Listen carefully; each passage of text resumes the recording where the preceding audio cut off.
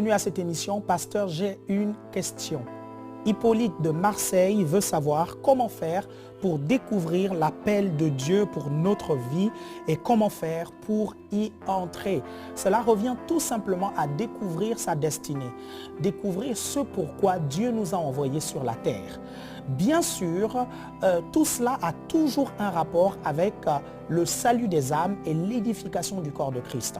Comme nous sommes un corps, nous avons une partie en fait de la mission et chacun d'entre nous doit découvrir la mission pour laquelle Dieu l'a envoyé ici sur la terre. Quel est ton appel? Quelle est ta vision? Quelle est ta destinée? Donc la question d'Hippolyte regroupe un peu tous ces aspects-là. Vous ouvrez vos Bibles dans Jérémie, le chapitre 29, le verset 11 jusqu'au verset 12. La Bible dit « Car je connais les projets que j'ai formés sur vous, dit l'Éternel. Projet de paix et non de malheur, afin de vous donner un avenir et de l'espérance. Vous m'invoquerez et vous partirez, vous me prierez et je vous exaucerai. » Vous devez comprendre que Dieu va vous rendrez des comptes au Seigneur lors du tribunal de Christ en fonction de l'appel que Dieu a mis dans votre vie, en fonction de ce qu'il vous a demandé de faire ici sur la terre.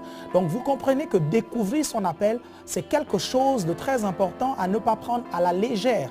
Vous imaginez un peu ce monsieur qui va vivre près de 80 années, 80 ans de sa vie à faire ce que Dieu ne lui a pas demandé de faire. Bien aimé, c'est catastrophique. Donc c'est important pour vous de découvrir exactement ce que Dieu attend de vous. Alors, comment faire pour découvrir l'appel de Dieu? Comment faire pour découvrir sa destinée et la vision de Dieu pour notre vie? Je vais vous donner quelques conseils qui vont vous aider et qui m'ont personnellement aidé. J'aimerais déjà vous dire que lorsque vous n'êtes pas au centre de la volonté de Dieu, lorsque vous n'êtes pas dans la paix de Dieu pour vous, la paix va vous quitter en fait. Vous ne pouvez pas être heureux, vous ne pouvez pas être épanoui si vous n'êtes pas au cœur de ce que Dieu aimerait que vous puissiez faire. Si vous n'êtes pas dans l'appel de Dieu pour vous, vous n'allez pas du tout être épanoui parce que le secret de votre bonheur se trouve dans cet appel-là en fait. Donc, le premier conseil que je vais vous donner, c'est le fait que, la première chose que je voulais vous dire, c'est le fait que Dieu révèle son plan petit à petit. Il y en a qui pensent que le Seigneur va se révéler à eux et il va leur montrer tout le plan qu'il a pour eux, même dans les détails. Non. Lorsque vous voyez l'appel d'Abraham, Dieu va dire à Abraham, quitte ton pays et ta patrie, va au pays où je te montrerai. Ça veut dire qu'au moment où Dieu a parlé à Abraham, Abraham ne connaissait même pas le pays où Dieu l'envoyait. Il savait qu'il fallait qu'il quitte son père et sa mère, qu'il aille ailleurs. Mais par rapport au pays, Dieu lui a dit, je te montrerai. Donc il avait un détail, celui de quitter son père, sa mère et sa patrie. Le pays, il n'avait pas. Plus tard, il a eu la révélation du pays. Plus tard, il a eu la révélation qu'il allait être le père de la foi et il allait être le père d'une multitude de nations. Donc, au fur et à mesure que vous avancez, Dieu va vous révéler les détails de ce plan-là, en fait. Très souvent, il va vous donner un canevas général, une vision globale. Et en restant attaché au Seigneur, en restant focalisé sur le Saint-Esprit, qui est votre maître dans la vision, au fur et à mesure, vous découvrirez ce qu'il faudra que vous fassiez en fait. Donc, en parlant un peu de l'appel ministériel, vous savez qu'il y a 5 ministères. Hein? L'apôtre, le prophète, l'évangéliste, le pasteur et le docteur. Vous pouvez évoluer dans un office en fait. Il y a certaines personnes qui ont commencé en tant que prophète et docteur, comme l'apôtre Paul, et qui ont fini apôtre par exemple. Mais ça, c'est Dieu qui vous révèle cela en fait. Donc c'est important d'être attaché au Seigneur pour découvrir le plan qu'il a pour vous et au fur et à mesure découvrir les détails. Le deuxième conseil, ou la deuxième chose à savoir pour découvrir le plan de Dieu, c'est le fait que cela va se passer par révélation. Dieu va vous parler au-dedans de vous, où cela peut se passer par un désir profond et inébranlable, un désir que Dieu dépose au-dedans de vous. Et c'est à vous d'identifier. Généralement, le Seigneur fait tout pour attirer notre attention là-dessus et on découvre que Dieu aimerait que nous puissions faire ça. On découvre que ça, c'est véritablement notre appel. Un autre conseil, c'est celui de suivre les conseils de ses leaders. Vous savez, la vie chrétienne peut être compliquée. Vous pouvez vous écarter.